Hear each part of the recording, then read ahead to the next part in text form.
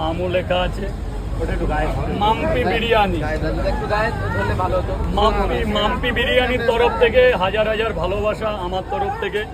এই কেমন লাগলো জামাটা পেয়ে? খুব ভালো, খুব ভালো। পাওয়ার চাইতে যে মনের অনুভূতি, আনন্দ, সেটাই হচ্ছে অনেক। এই যে মায়াপুর লেখাই আছে, ইসকন আমাদের এখন হিন্দু ধর্মের সবচেয়ে বড় ইসকন মনে হয় মায়াপুর।